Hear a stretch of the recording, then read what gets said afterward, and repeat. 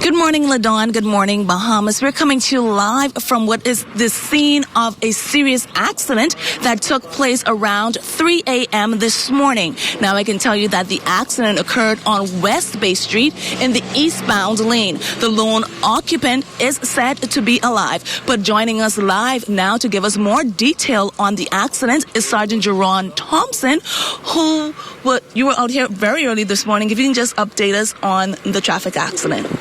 Good morning to you. Good morning, Bahamas. Yeah, sometime around 3:30 a.m., we had a traffic crash in this area. It was reported to police. The fire Delta services had to be called on scene to extract the male occupant, the lone driver, from this vehicle. He is in the hospital, listed in critical condition. Was speed known to be a factor in this particular accident? Well, normally we would say no. It's too early to say. But as you can see from the debris field that's behind us, if you look on the sidewalk, you'll be able to see both the engine and transmission that was struck from the vehicle. This vehicle entered the sidewalk, took down that bus stop, collided into a wall and it tripped, and it was airborne for a few seconds, and it landed. So speed definitely was a factor in this particular crash.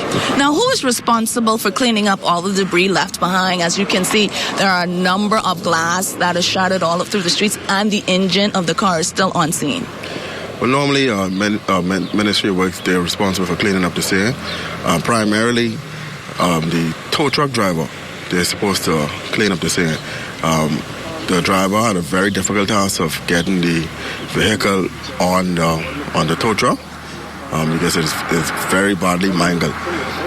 He would return to remove this transmission and engine from the sidewalk and also clean up the debris. Mm-hmm. Now, any other traffic accidents or incidents took place overnight? For the last 24 hours, we had a total of 25 accidents.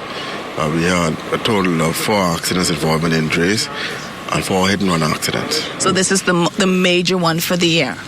Yes, this is one of the major one for the year so far.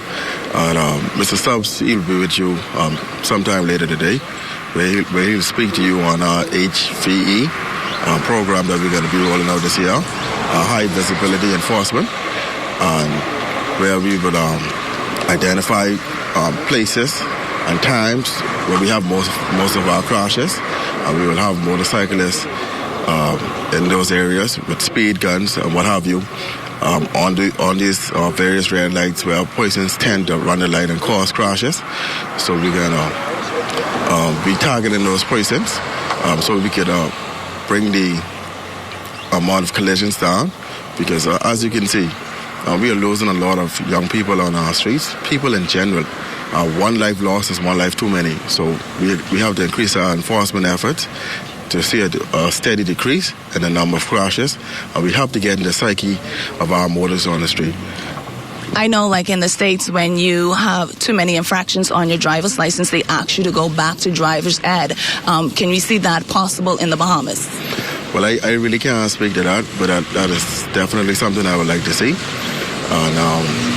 That is definitely something I'd like to see. Yeah. All right. Thank you so much, Sergeant Jerron Thompson. LaDawn, like I said, we're live on the scene of a serious car accident that took place around 3:30 a.m. this morning. The lone occupant of that particular car was transported to the doctor's hospital, where he is listed in critical condition. We'll toss it back to you in the studio, but we will have an update later in the broadcast. Back to you in the studio, LaDawn.